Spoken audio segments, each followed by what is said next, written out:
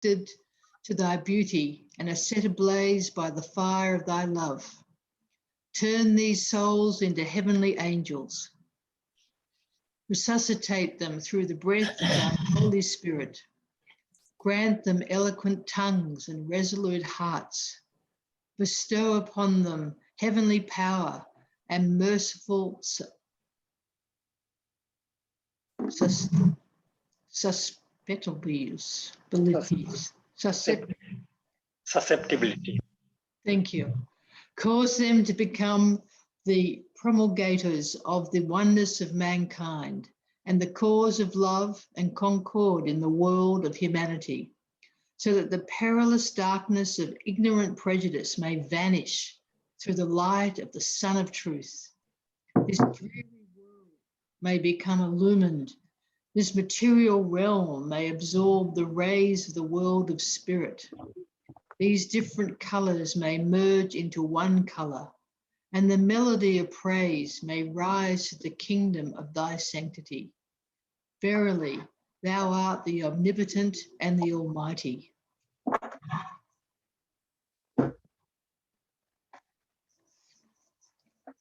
O Krishna, seeing my kinsman in battle dress, eager to fight, my limbs fail and my face withers. My body trembles and my hair stands on end. The Gandiva slips from my hand. My skin is aflame. I cannot stand up. My head is spinning. I see only bad omens. O long-haired one, and can find no good in slaying my kinsman in battle. I desire no victory. O Krishna, know my kingdom, know it's my pleasures. What good is kingdom, or pleasures, or life? Those for whose sake we desire them stand here at war, abandoning life and riches, teachers, fathers, sons, and grandfathers, uncles, fathers-in-laws, grandsons, and brothers-in-law, kinsmen all. These I would not kill, though I myself be slain. O Madhusudana, for the rule of 3 worlds, much less for this earth. O Krishna, what pleasure can be found in slaying these sons of Dhritarashtra? Sin will take hold of us. We will not kill them, our brothers, for if we slay our own kin, how can we walk in joy, O Lord of Madhu?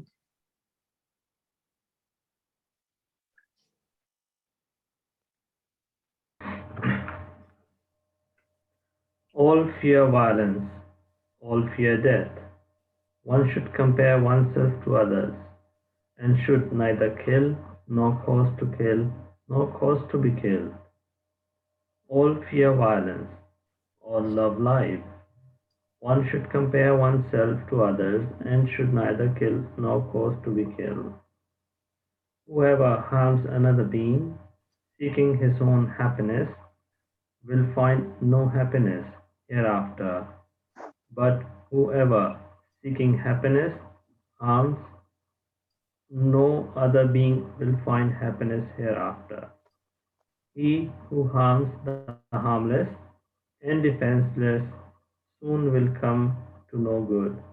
He will suffer pain, disaster, injury, or sickness, loss of mind, oppression, accusation, or loss of loved ones, or loss of wealth, or a ravaging fire that will burn his house. And after death, this foolish man will be reborn in hell.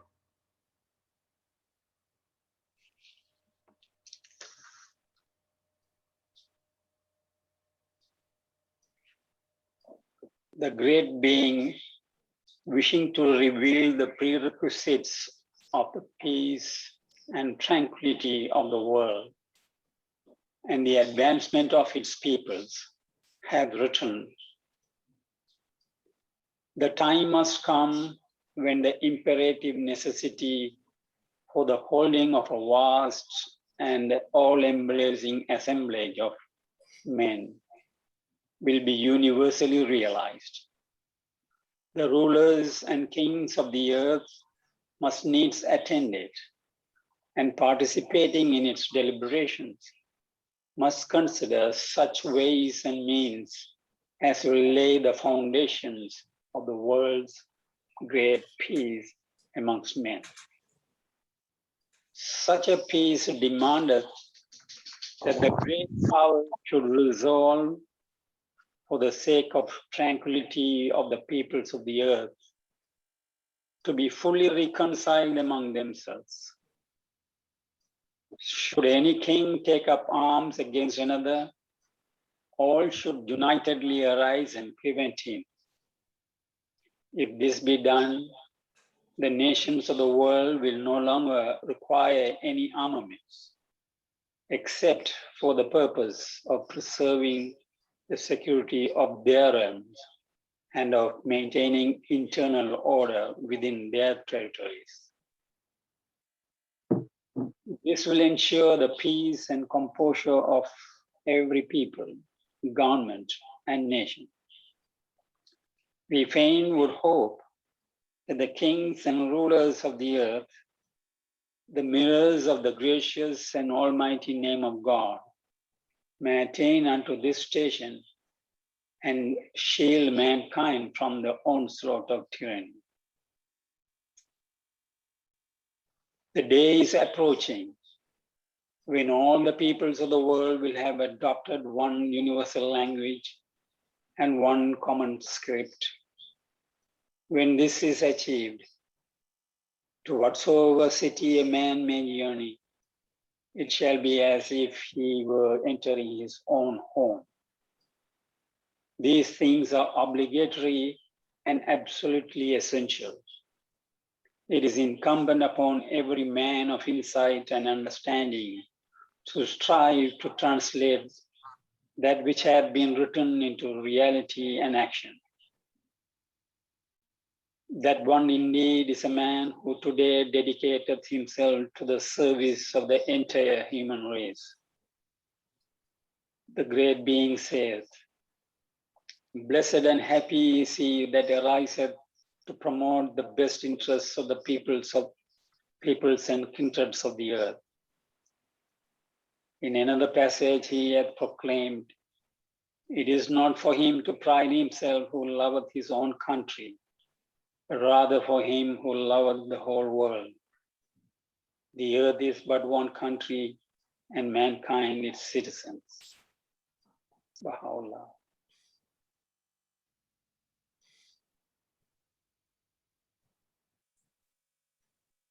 The apparatus of conflicts will, as preparations go on at their present rate, reach the point where war will become something intolerable to mankind. It is clear from what have already been said that man's glory and greatness not consists in being avid of blood and sharp of claws, in tearing down cities and spreading havoc, in butchering armed force and civilians. What would mean a bright future for him would be his reputation for justice, kindness to the entire population, whether high or low, is building up countries and cities, villages and districts, is making life easy, peaceful, and happy for its fellow beings, is laying down fundamental principle for progress, is raising the standards and increasing the wealth of the entire population. Baha'u'llah.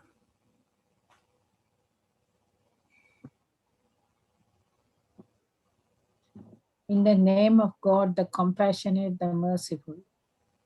Mankind was but one people, and God sent prophets to announce glad tidings and to warn, and he sent down with them the book of truth, that it might decide the to warn and Disputes.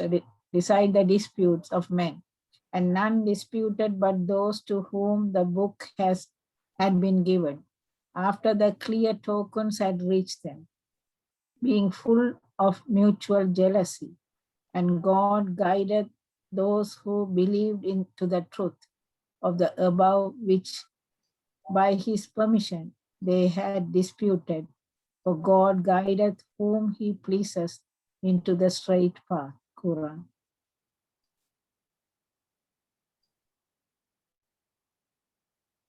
The word that Isaiah the son of Amos saw concerning Judah and Jerusalem.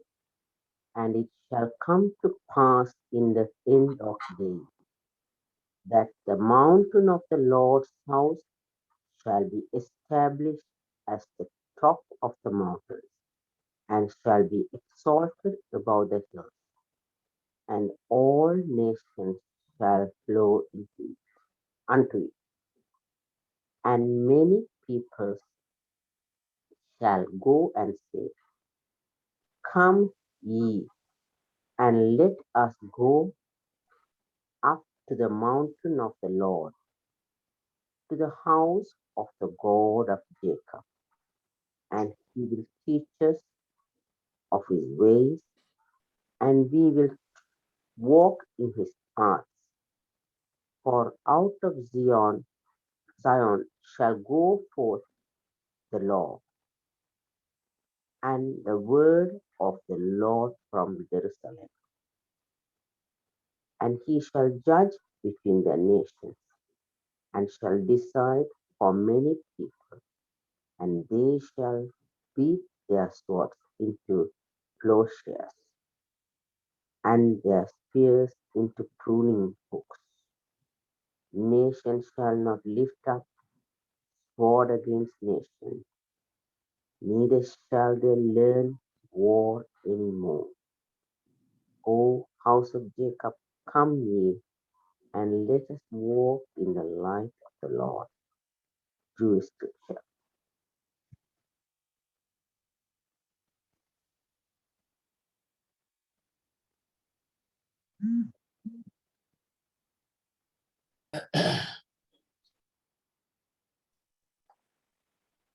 And I saw a new heaven and a new earth, for the first heaven and the first earth were passed away, and there was no more sea. And I, John, saw the holy city, New Jerusalem, coming down from God out of heaven, prepared as a bride adorned for her husband. And I heard a great voice out of heaven saying, Behold, the tabernacle of God is with men, and he will dwell with them, and they shall be his people, and God himself shall be with them and be their God. And God shall wipe away all tears from their eyes, and there shall be no more death, neither sorrow nor crying, neither shall there be any more pain, for the former things are passed away. And he sat upon the throne and said, Behold, I make all things new. And he said unto me, Write, for these words are true and faithful. And he said unto me, It is done. I am Alpha and Omega, the beginning and the end. I will give unto him that is athirst of the fountain of the water of life freely. He that overcometh shall inherit all things, and I will be his God, and he shall be my son.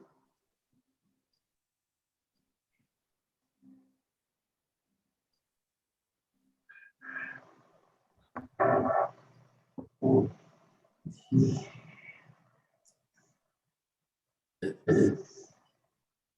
it page? Yeah. Today, the world of humanity is in need of international unity and conciliation. To establish these great fundamental principles of a propelling power, propelling power is needed. It is self-evident that the unity of the human world and the most great peace cannot be accomplished through material means. They cannot be established through political power, for the political interests of nations are various and the policies of peoples are divergent and conflicting. They cannot be founded through racial or patriotic power, for these are human powers, selfish and weak. The very nature of racial differences and patriotic prejudices prevents the realization of the unity and agreement. Therefore, it is evidence that the promotion of the oneness of the kingdom of humanity, which is the essence of the teachings of all the manifestations of God, is impossible except through the divine power and breath of the Holy Spirit. Other powers are too weak and are incapable of accomplishing this. Baha.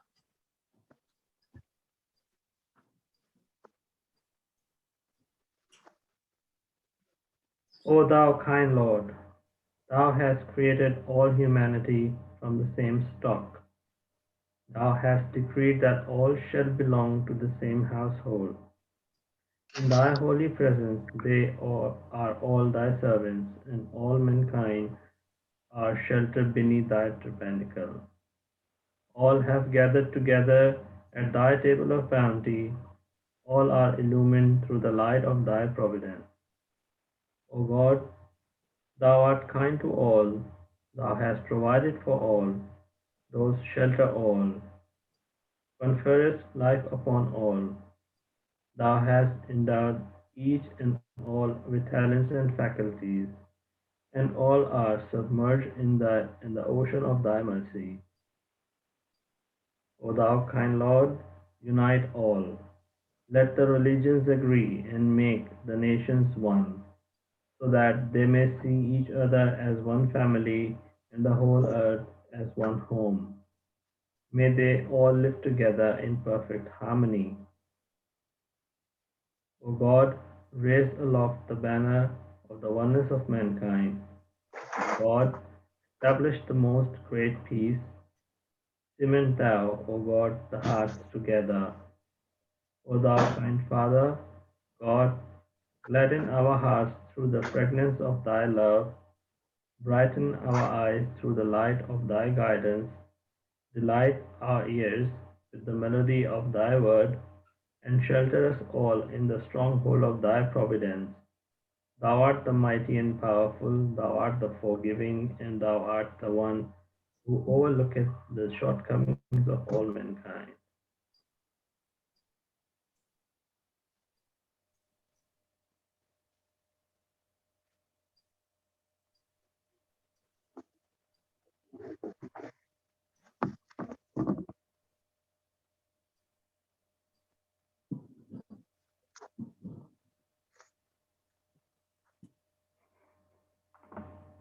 Thank you all.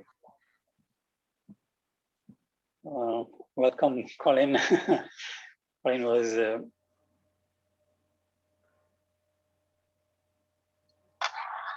and now today we have our presenter is Nabeel Saeed. He's a good friend, Baha'i, he lives in Sydney. Nabeel is a banker by profession and a neuro-linguistic programming practitioner.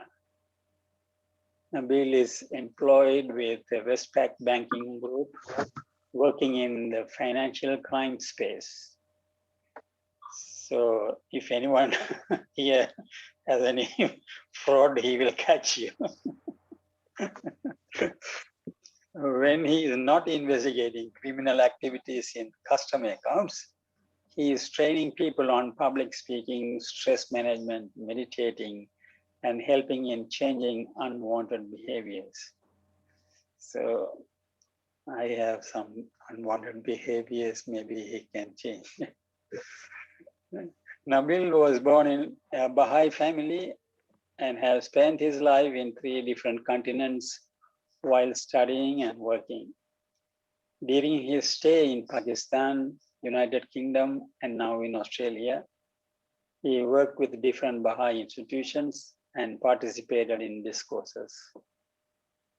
And today he'll be sharing a concept of a global citizenship in today's extremely fast changing world. So I hand over the floor to Nabeel. Welcome, Nabeel. If you need to share, you can share. You are allowed to share anything that you like to share. Thank you, Seva. Thank you very much. Yeah, I would like to share, and this is a different screen, so I might be looking into a different direction while speaking because I will be looking at the document. So just bear with me. So thank you very much for giving me the opportunity uh, to present this concept. And I must say that this concept is not new. It's something we already know.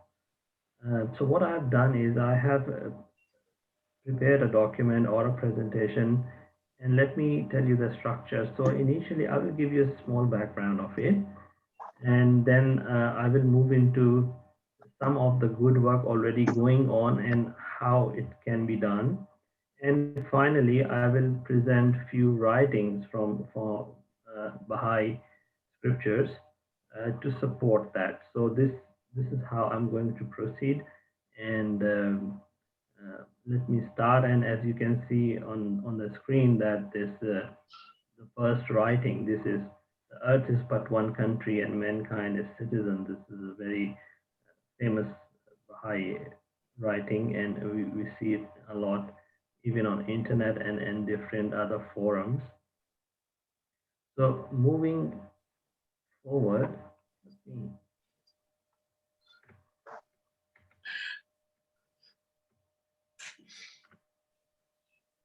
let me give you a little bit of background, which I'm sure you already know.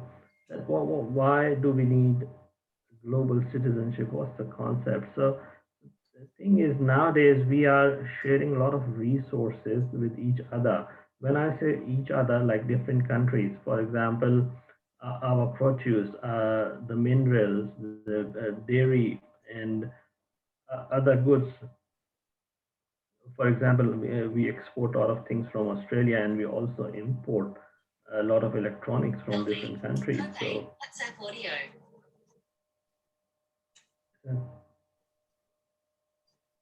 all good. All right. Let me continue then. So that's again globalization because we all sharing resources with each other throughout the world. Then we come to the technology, and as we can see now, I'm sure we are all in many different places, but still together.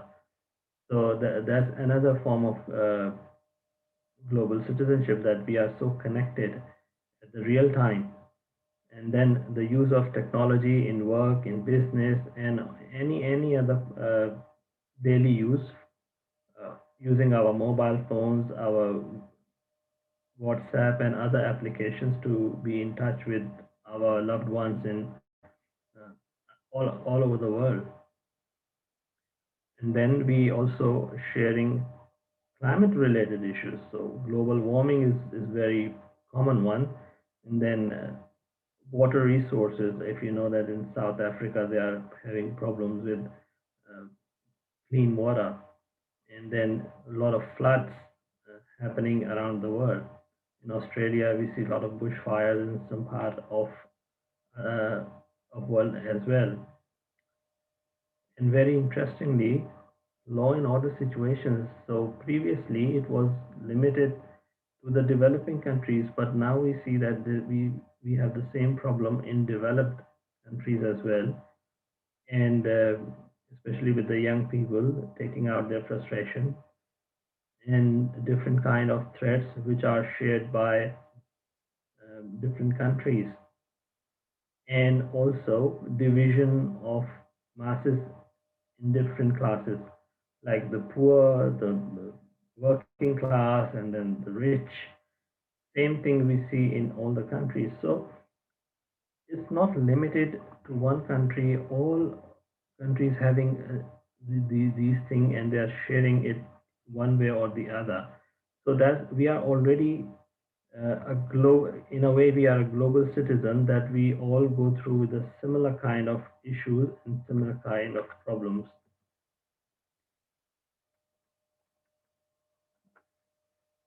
Taking it further, a previous concept was that the globalization is actually an economic phenomena for global movement of capital and trade in goods and services.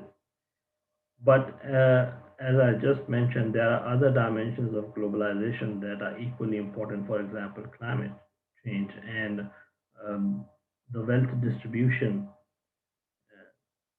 and their impact on the human society. So the concept of global citizenship implies a sense of responsibility for the planet and all its inhabitants, irrespective of their geographical location. And it starts with acceptance of the human family and the interconnectedness of nations of the earth, which is our home. So, what does that include? It includes the necessity of social economic justice, both within and between nations, and non adversarial decision making at all levels of society, equality of sexes or genders, racial, ethnic, national, and religious harmony, and the willingness to sacrifice for the common good. So I'll go in further detail with these points, starting with unity in diversity. So global citizenship does not imply a single world culture, because many people they get a bit offended that we should be abandon our culture which we are following from so many years. No, it's not like that. It's like, although it should lead to a world civilization, the cultural diversity and national autonomy are important principles which must not and need not to be sacrificed. So we can still be a global citizen with our individuality and following our cultures. Also, to be a citizen of the world does not require giving up a sane sense of patriotism. On the contrary, it is only right to be proud of one's country, but the good of one's country will, in reality, only be achieved through a wider loyalty to the entire human race. That was the one point in unity in diversity. There's a very interesting thing, concept called Agenda 21. So, if any one of you don't know what it is, it's an agreement that was signed by 170 heads of state at the Rio de Janeiro Earth Summit in 1992. And this is around sustainable development into the 21st century, which we are already in. The global citizenship is a necessary prerequisite in order for sustainable development to take root and for the ultimate success of the Agenda 21 movement. The only meaningful global civilization is one which can be sustained. Why? Because we all share similar resources and similar problems. When the concept of global citizenship is taken up, resources, financial, technical, human, and moral, will be more readily made available for sustainable development. So if someone is good in one thing, they can share their experience and knowledge with other, and vice versa.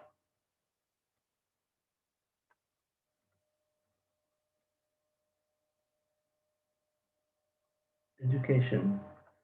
So the principle of global citizenship needs to be taken to heart by each individual. Firstly, should be part of standard education for every child. Now, what we see is different level of education around the globe in different countries for everyone, and that creates a difference. Although it's a difficult task, but again, we need to start some point at somewhere. Why? So the next generation will grow up to realize the interdependence of the people of the world, recognize our common humanity, and rejoice in our culture and racial diversity. Teachers must be trained in a way of including these ideas in general education.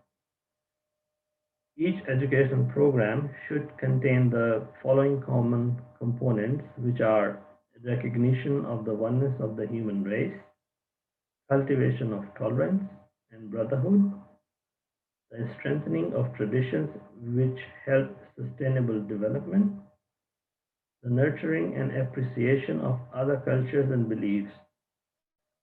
That's something which is a need of time now. Recognition of the importance of service to the common good and appreciation of the rights and responsibilities of a world citizen. And in addition, efforts need to be made to avoid stereotyping by gender, religion, culture, race, and class of nationality. So we all know that the education is very important, but sometimes we mix up education with literacy. So if we have a qualification or a degree, that is more related to the literacy rather than education. Education is more around learning about having more conscience and caring about people and comprehending the problems.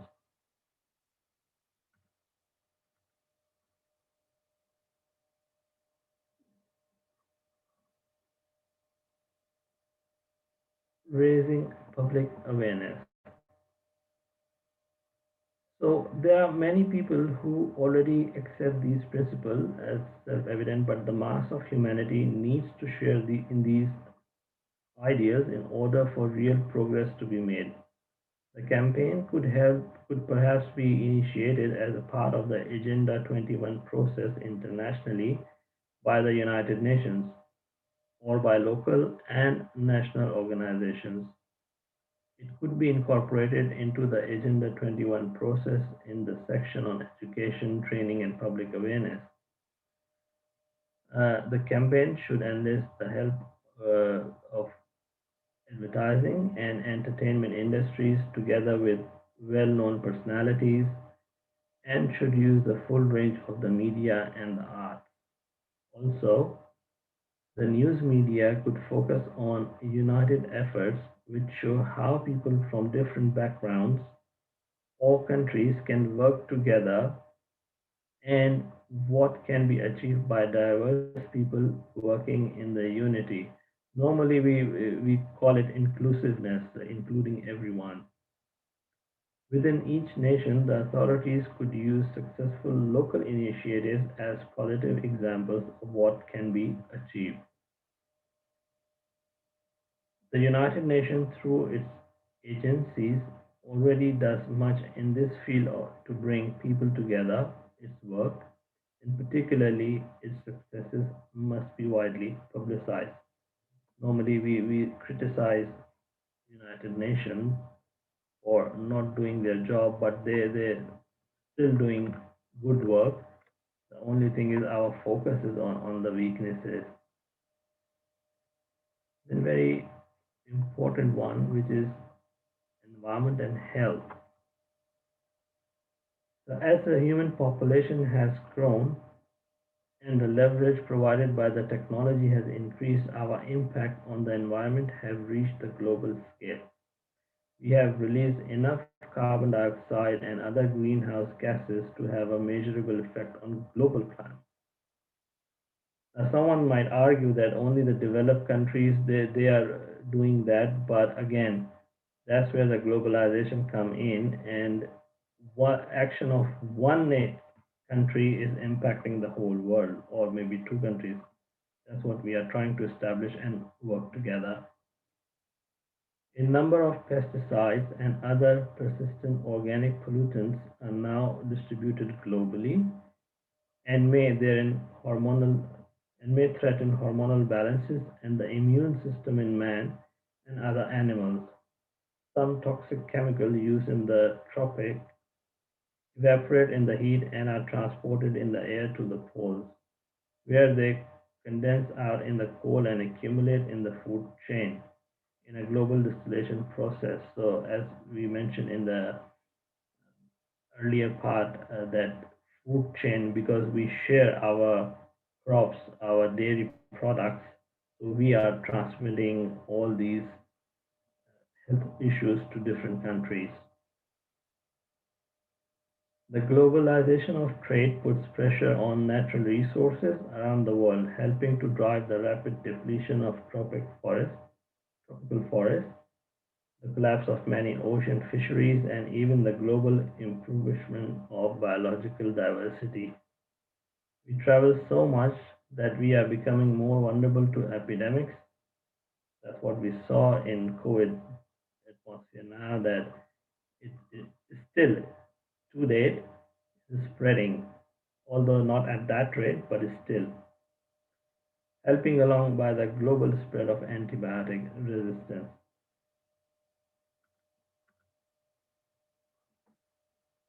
Now, what should be done or what is going on, and we need to speed up the process, which is local and national decision making should involve free and frank consultation, beginning with an open mind and with the objective of finding the best way forward, rather than decision being made along party political or dogmatic lines. Disunity, antagonism, and provincialism need to be left behind. All these will bring results which retard the process of sustainable development. Policies pursued for the sole benefit of a particular area are likely to be successful only in the short term. In the long term, that area, along with others, will suffer from its decision. Decisions need to be made for the greater good of all. The good of the part is always to be found in the good of the whole.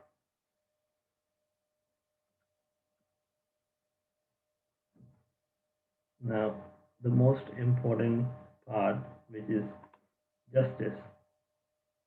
So, all citizens of the world should have equal rights to the means of existence.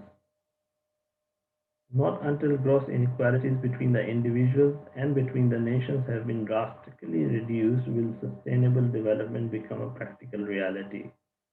Global citizenship is the basis of this concept of justice.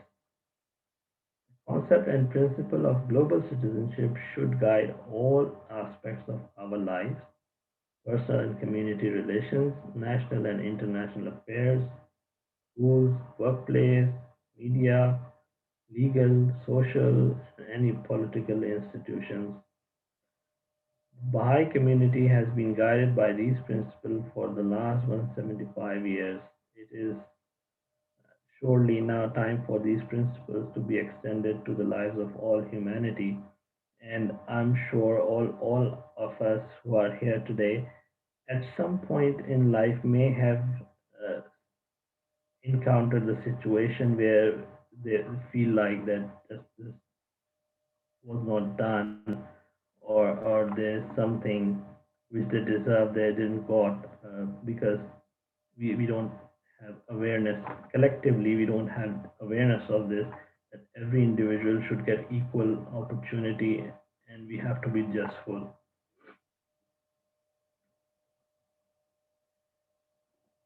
Coming to the macro level, we got governance.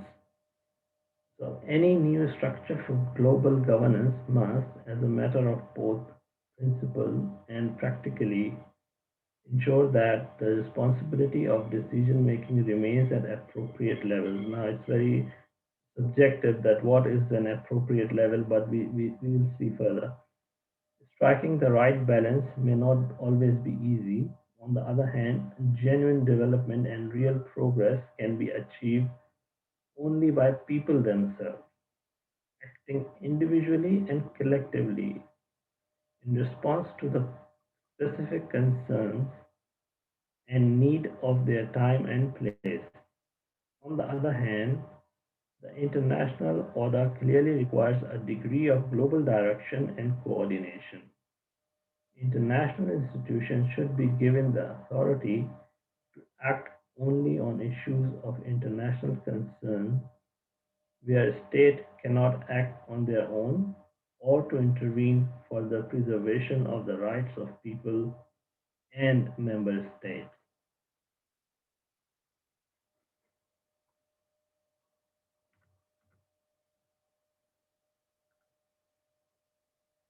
So, after having a glance on these points and all the work going on, how we related with the Baha'i writing as a Baha'i, what we see, and these are just few examples which I found. And it is mentioned that a comprehensive unit of civilization composed of individuals, families, and institutions that are originators and encouragers of systems, agencies, and organizations working together with a common purpose for the welfare of people both within and beyond its borders. It is a composition of diverse, interacting participants that are achieving unity in an unremitting quest for spiritual and social progress. So the important part which I found is not only social but also spiritual progress, which enables us to understand these differences, and then we learn how to include these and to live with these.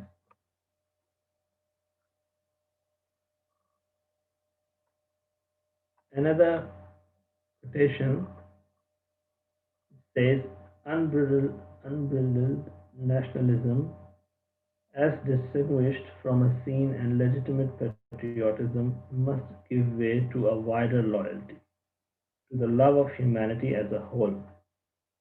The concept of world citizenship is a direct result of the contraction of the world into a single neighborhood through scientific advances and of the indisputable interdependence of nations. Love of all the world's people does not exclude a love of one's country. The advantage of the part in a world society is best served by promoting the advantage of the whole.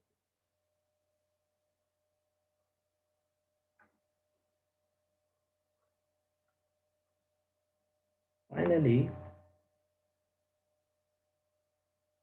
one more quotation from Baha'i writings, and it says, the well-being of mankind, its peace and security are unattainable unless and until its unity is firmly established.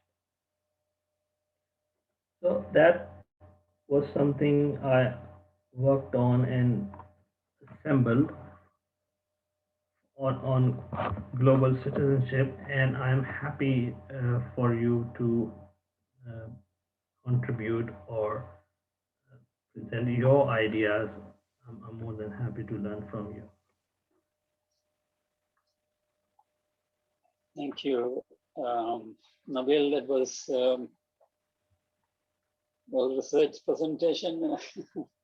You have touched upon many topics that are very close to many people here, especially Tracy. Are you there, Tracy? Yes. Yes. So you can, anyone wishing to comment or question or contribute, whatever, please do so. And if you really want to refer to the PowerPoint, he can share it if you really want, because he has contains many things. Yeah,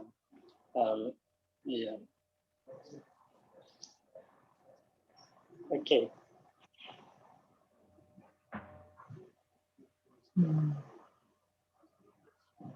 When you were talking about justice, it came to my mind, it was so important all over the world. There is so much of injustice. And here in Australia, we can see when it comes to the indigenous people, I mean, injustice everywhere, but when it comes to indigenous people as well. Do you have any suggestion on how we can neutralize, the people who are making money from like arms dealers, the people who make money from conflict, who gain power from conflict, and that there are formidable vested interests in the world. How do we go about? It is self-evident that we are all come from the same origin, but if our left arm is fighting our right arm, how can we be well? It's impossible.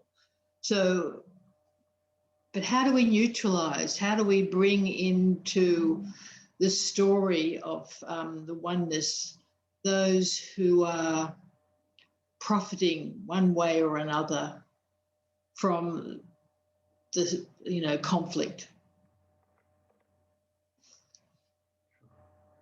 So maybe I can contribute something. We all have to start from our level and what we can do with people around us, and to make them aware. There was one point on the awareness. So let's take an example of Black Lives Matter. So what happened? There was something wrong going on. Somebody shot a video, and then it was shared with the whole world, and then everybody started talking about that, and it influenced everyone that it should not happen, and this wasn't right. So that was an act of an individual who made that video and shared with everyone. The same way, we know that this, whatever you said, is 100% correct. What our responsibility is as an individual, how can I share my views with anyone I came across with, I cross my path with? So making some arm dealing company in individual capacity may not be possible, but making people aware that this is wrong, and then making that awareness on an international scale, that will help, of course, not over time, but in future, to reduce that. That's my thought.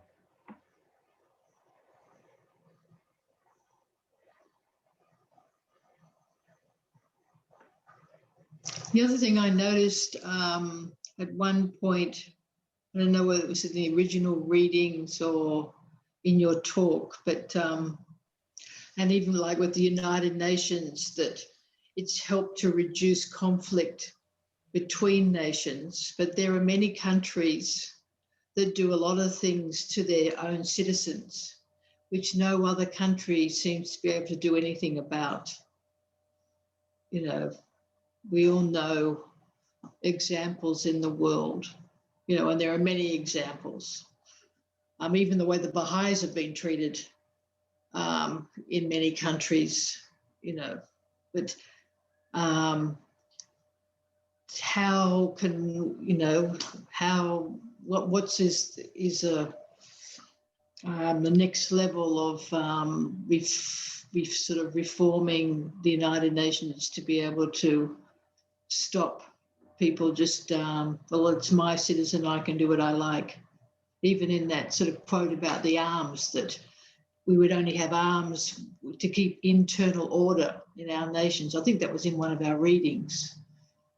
But that means that the police or other people can do anything to the citizens sometimes.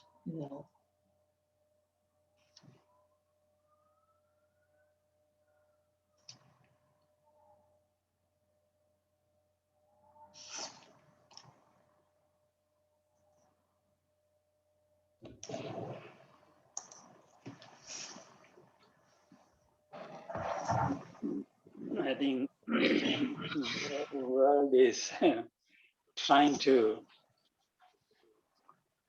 bring about the changes. So the United Nations is an attempt towards achieving it. But of course, it is not perfect. And, a lot of changes has to happen. But while we want changes at the top level, I think as ordinary citizen, I feel that at the ground level, at the grassroots, if the changes are happening in the grassroots naturally, as the levels of governments higher and higher, we will be eventually changing. But that doesn't mean that we should not take any effort or advocate for changes at the highest level. Any petitions, any proposal to change, and we had to keep persevering those changes at the highest level as well.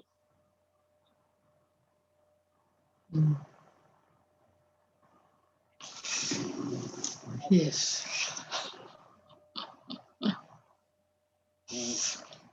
Colin? Yeah, thank you, Nabeel. I'm interested in this topic as well. And the idea of global citizenship being a kind of a political culture and attitude towards having these institutions. I mean, international institutions can see the problems, but they don't have they haven't been given the power to resolve them. The power is still residing at the national level, where they don't have the international vision so much. So it sounds like it's going to need a process, and not quite sure exactly what, to give the appropriate level of power to international institutions. And when we get benefits from them, then we start to trust them and give them a little bit of appropriate loyalty. And it seems to me like we could use our reason and just make the world better, or we could carry on the way we have been, have a world war, make a little improvement because there's a brief period of political will, have another world war, make a little bit more improvement. It's just these people don't seem to want to change their habits until they really, really see how bad things are, how dysfunctional things are getting.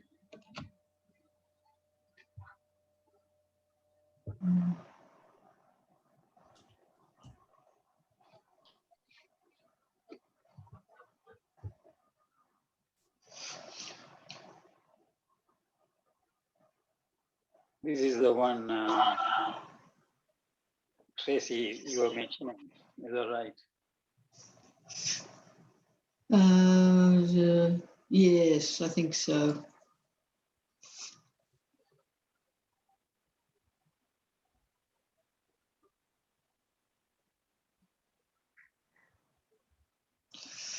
Yes. Yes.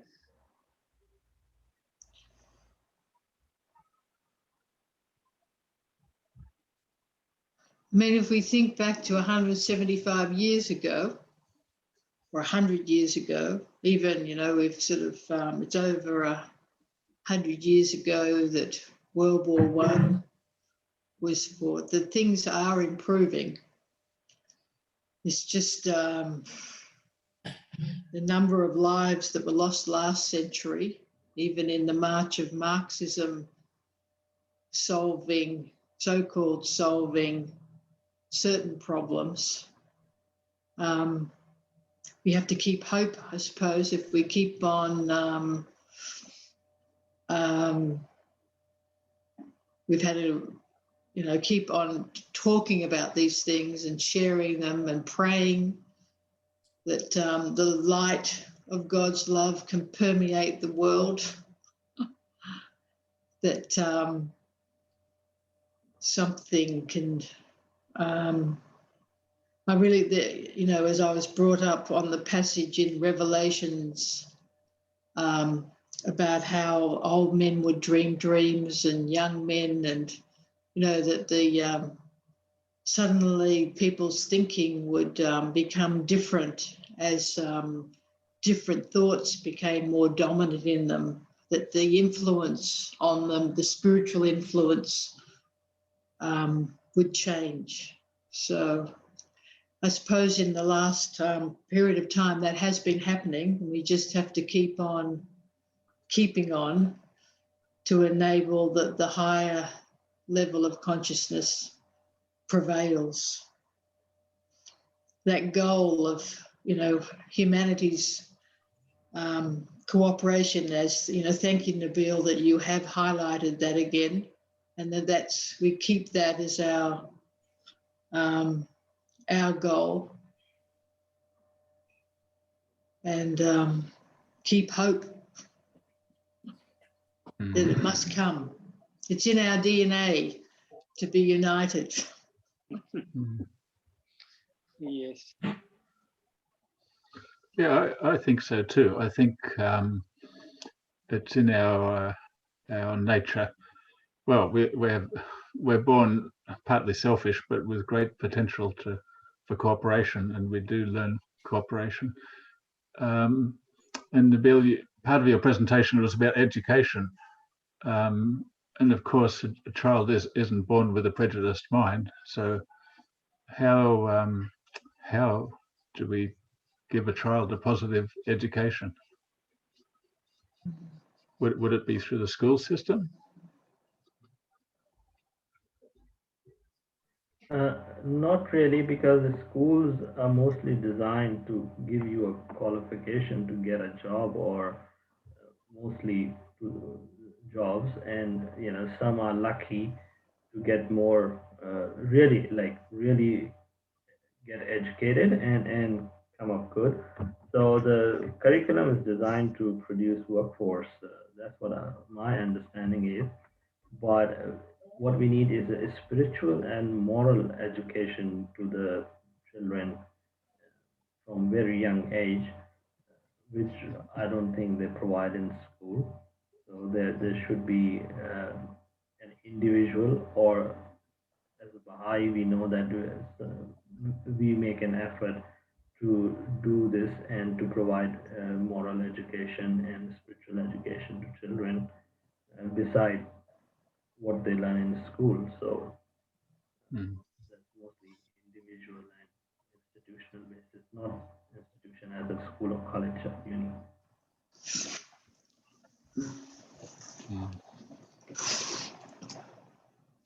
They do try to provide some values education in the schools, but it's not enough. I mean, even you drive past many primary schools and they've got, our values of respect, responsibility, resilience, but it has to keep going through every level of education so that we don't just have highly, good people with good technical skills who don't care how they use those technical skills, Even at the universities, they should keep those things happening as part of every course.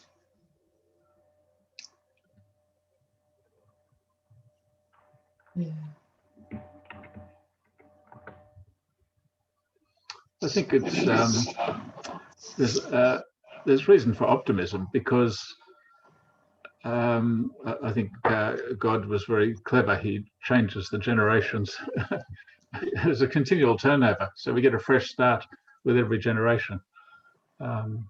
So if children are taught to love humanity and oneness of humanity and global citizenship from the beginning, then a change could maybe happen very quickly.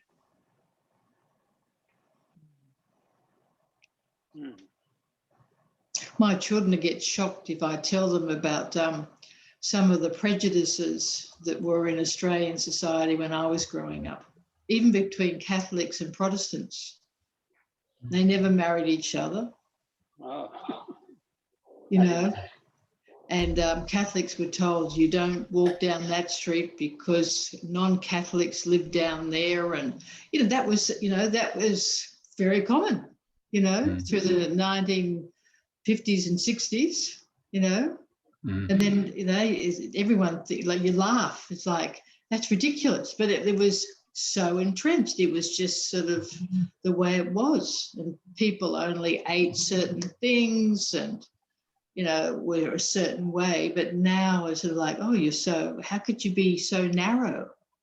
So things are changing. And with this, the social media, the technology has got pluses and minuses. It was sort of without that technology, George Floyd's killer would not have been found guilty. It would not have been exposed. But then you have a lot of prejudice going on. So we have to sort of make more of the good things be happening.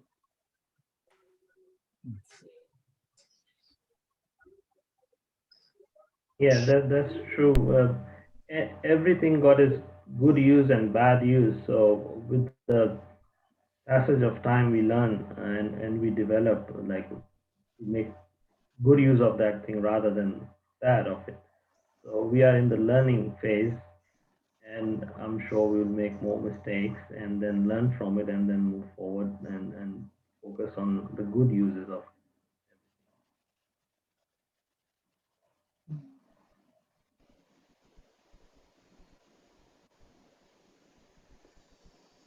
so ultimately, it is the individual who makes the choice how to use or how to consume things. So that is why the moral spiritual education of younger generation is so important, that they become stronger and resilient and able to distinguish which is harmful and which is helpful for the society.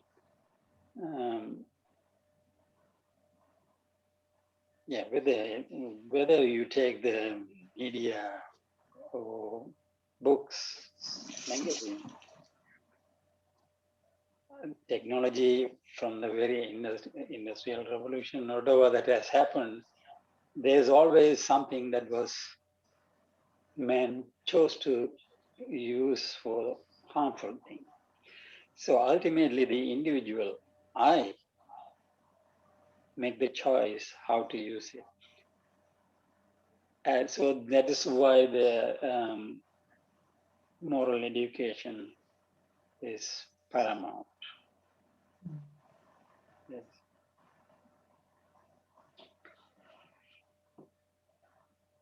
And not just for young people, for all of us to be unpicking and to become free of the bad education we may have received when we were younger, or the limited education, and to, be going forward so that we're not a barrier to the next generation coming up. They don't have to whack us out of the way. We can enable that progress to happen.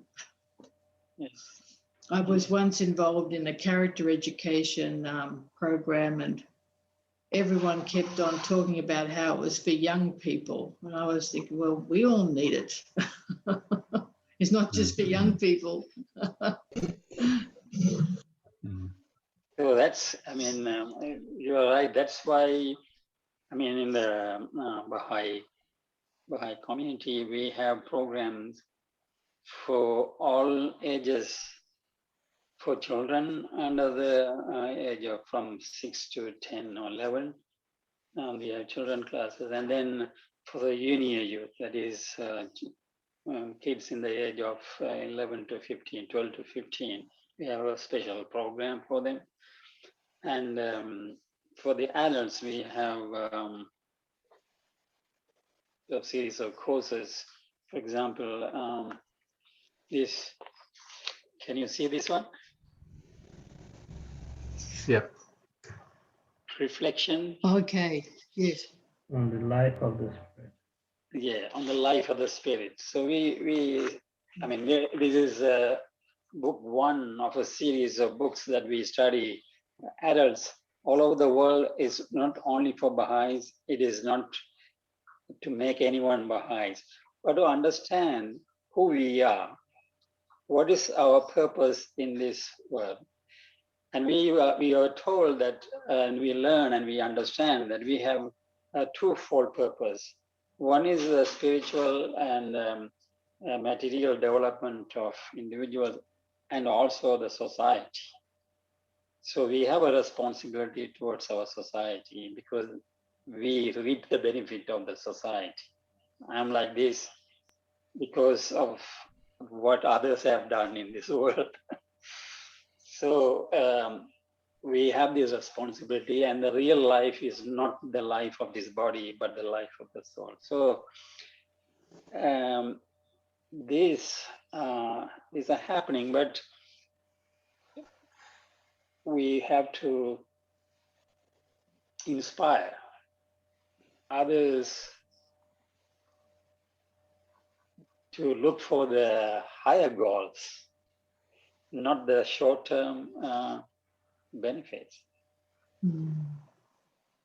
Well, if we believe that this life is the physical body and we come here and we die and we go, that's all, then that means you can do anything that you want. But there is a life. The life is that of the soul, the spirit. And globally, there is a purpose. Collectively, humanity has a purpose. And individually, I have a purpose. And if we understand and we work together in a peaceful manner to make these changes happen.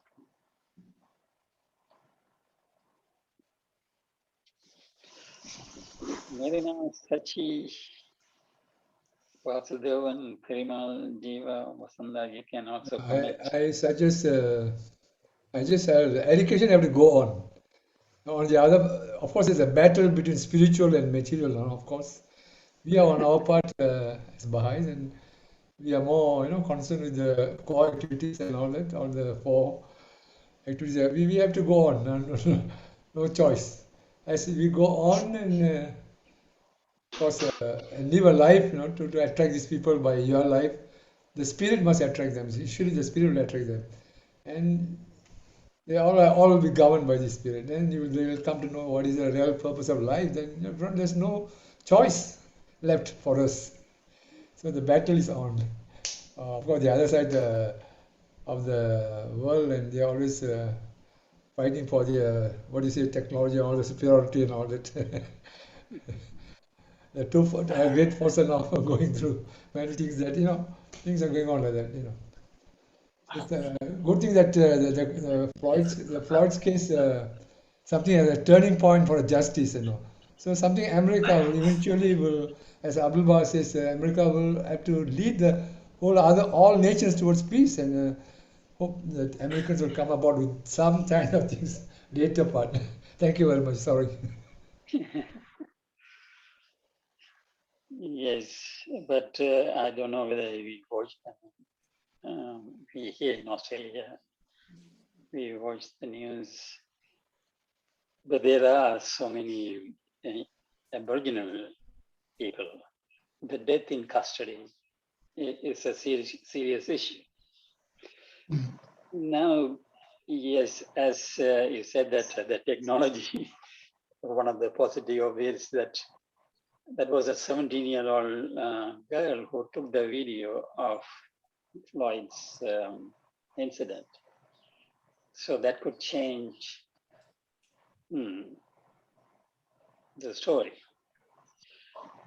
Now here, there are so many indigenous friends, they die in custody too.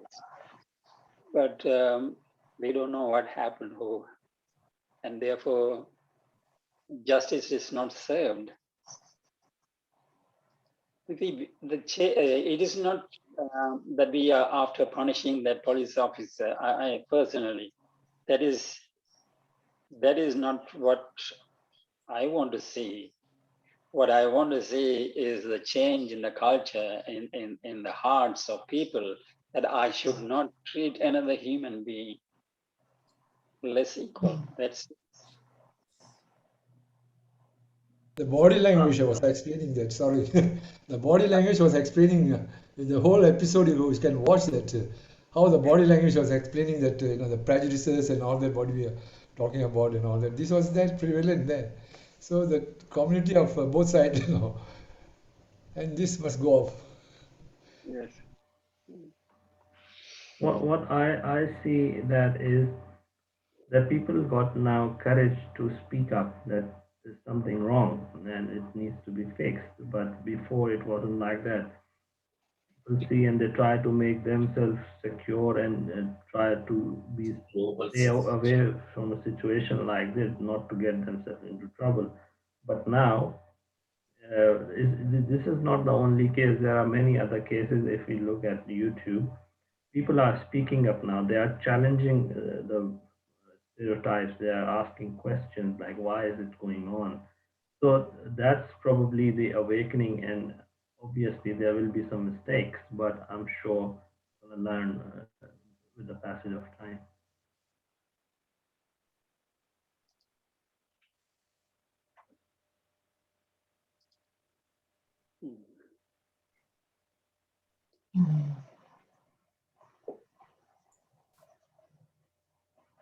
I could just a comment on the macro sort of a level about global security.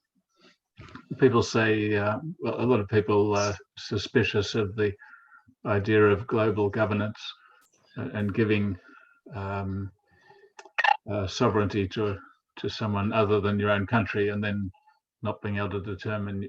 And we can see in Europe that there were a lot of challenges in giving up local sovereignty to a larger body. But at the moment, nations or governments are not really able to provide a lot of security. And so each country maintains its own arms and spends a lot of money doing it, and still there's wars and border conflicts. I think things will be a lot better when collective security comes in. And I mean, the United Nations already has that in its charter, but it's not united, so they haven't really given the power to the United Nations. But if they could, I think we'd start to see benefits, and there'd be more loyalty given to to an international institution. And people say that, well, it's impossible. There's always how can we cooperate at the international level? But we already do it at the local level and the state level. If I live in Bayside and Randwick is just over the hill, if they had their own army and we had our own army, I'd be very suspicious of any move they made. But we don't. We've given our security to the police, and so we all feel happy to live with each other. So at some point, I hope the international community will trust the world, or, United Nations or something equivalent, with the role of providing security.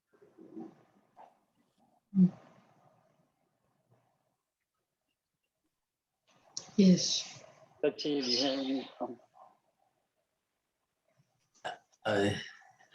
First, I would like to appreciate the presentation. It was a nice thought and a very good idea, of course. But I have a strong doubt that whether it is practicable. Because I again go back to my field, that is, by nature, the environment has made us different. Over to that, our beliefs have come in, and we are being what do you call, like tribalization, what we originally had. So that is very difficult. Practically, it is very difficult to leave it off.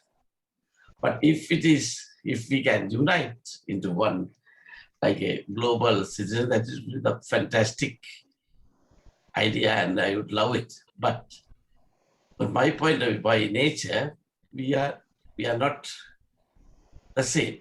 We are different. And also, everyone, when they stay on their belief, they will never be taken out from that. First of all, we must make all of us in one belief. So as I told you, one religion, one God, like that. That understanding, that is understanding of the truth, should be there. And after that, education also has to be modified. Like, first we must study the human values, not maths or that or this and all. Because after studying all that and finding nuclear energy and all, and we go to use it in nuclear bomb, it is useless. So in our Hindu religion, I have read some scriptures. All those days, everyone sent their children for about 10 years or something like that to study human value under a teacher or a guru or like a camping. Now after that only they come and specialize what they can do better and things like that. So you would have seen when I read these passages also in Mahabharata, Arjuna is a very skilled archer and a fighter, but he is hesitating to go to war because he studied human values. He didn't want to kill his relations, friends, and brothers, even though they are with the wrong attitude and wrong motive. So that is a natural thing, should come to us. And that is very important for us to start. And at this moment, of course, I'll tell you, at the moment, what the world is having is we have the United Nations, powerless. Say, we have seen so many refugees coming from so many places. And what they say, the government of that country says it is internal affairs. Nobody can interfere with that. But what they are doing, they are killing the minorities or harassing or terrorizing or doing so many things. And they name them as terrorists. So that is why I feel every every tribal or every belief, they should have their own country. So the other day we were talking about Aborigines here. So actually they migrated about 60,000 back to Australia. So they should have been given a small area to govern because they are more worried about their cultures and tribal things and their beliefs. So they should practice that. That is happiness. That is life. So we can't just convert them to what I want or I like or you like. Then they are really forced into. It is not life. So they should themselves come and join us or join anywhere, but they feel better. So that way, the United Nations should have a more force power like the NATO or something like that to go into these countries where they are making refugees and people are dying. Say, for example, I will tell my country in Sri Lanka. The Tamils and Sinhalese are the majority and the Tamils we are minorities. We have been asking peacefully, give some rights, give something, jobs and education, things like that for about, say, for 40 years. It didn't come. So these youngsters who are frustrated, they started taking arms. And they were named terrorists. Terrorists. Those days we call them independent fighters. Yeah. So now things are still not come better, because UN has actually no power at all. They are very late in doing things. Say they only come when the people wanted refugee camps. They should act early. When refugees are going to come, at that time they should act. They wait and wait till the refugees flow out, then go and put up camps and food and things like that. As usual, is being occurring again and again. And it is easy for the local administrators to do that, send them as refugees. Look what happened in Burma also. The refugees came. Before they came to the Bangladesh or something like that, they should have acted then and there. They should have been able to give an area for them.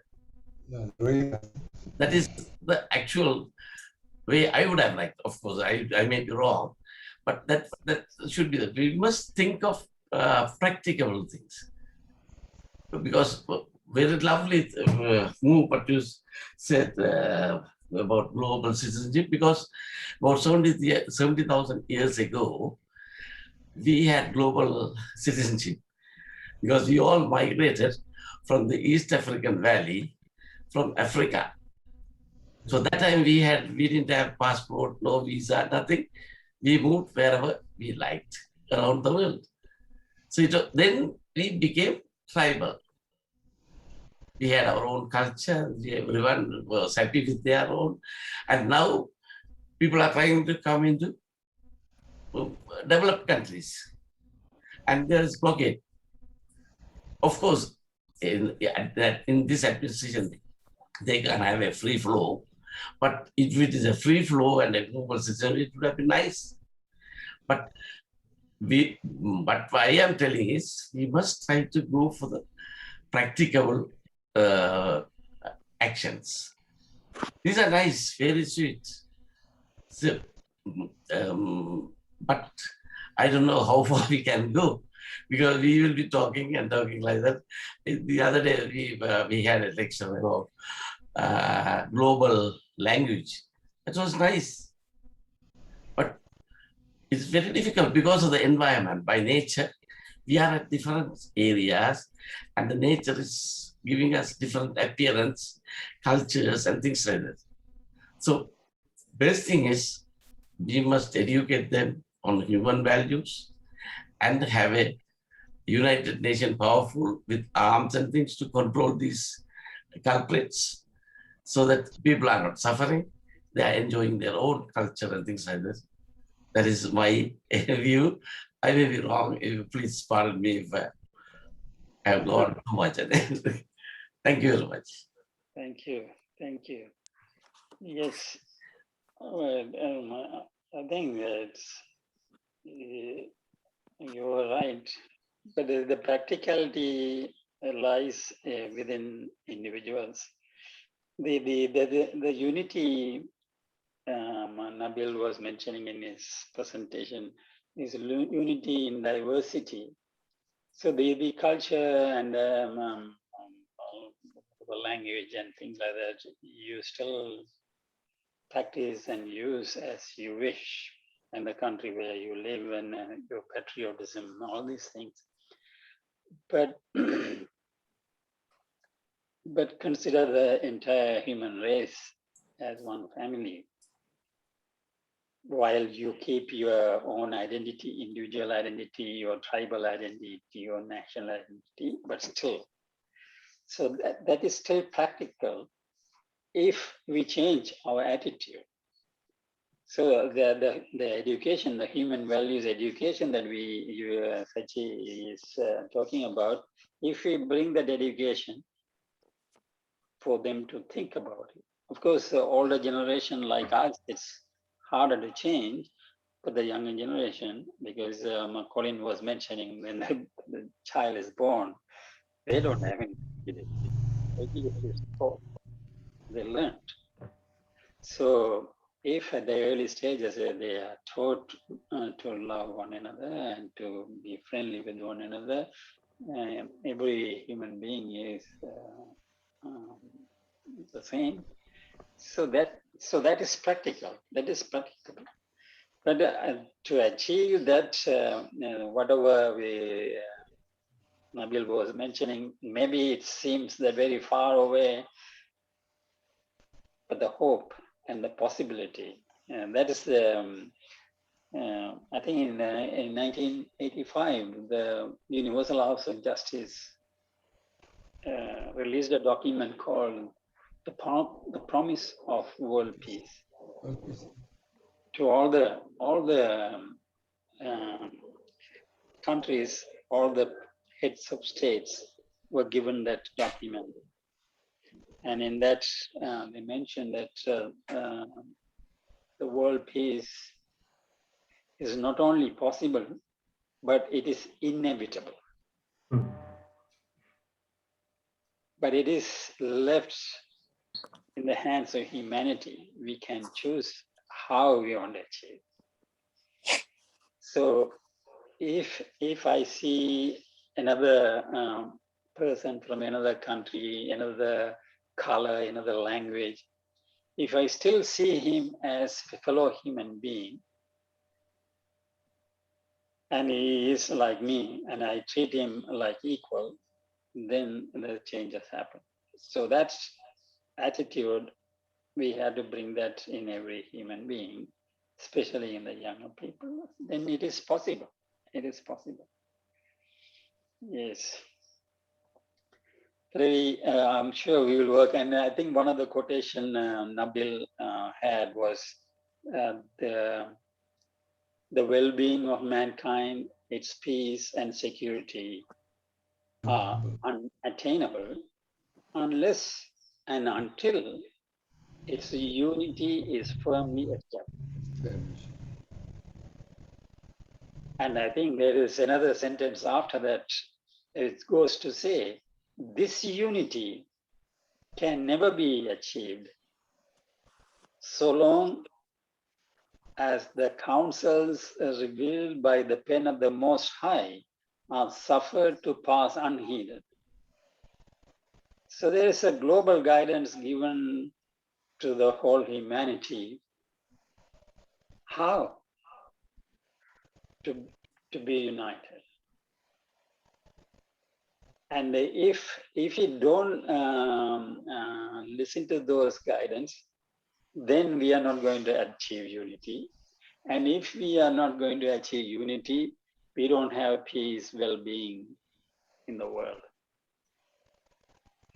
That is, at least, that is my conviction. That's an assailable belief. But how to make friends in the world? Unity is possible. So this is our challenge. This is our challenge. Okay, we are almost coming to 9 o'clock. If Vasanta, you have any comments, Jiva? Perimal has gone. Anyway, thank you, Nabil. It was wonderful. And if you don't mind, if you can send the slides you shared, I can share with the other friends, because you had a lot of things we didn't actually, I couldn't read everything. And we had to try and think about what you said and things like that. So I can share with the friends later on. Okay.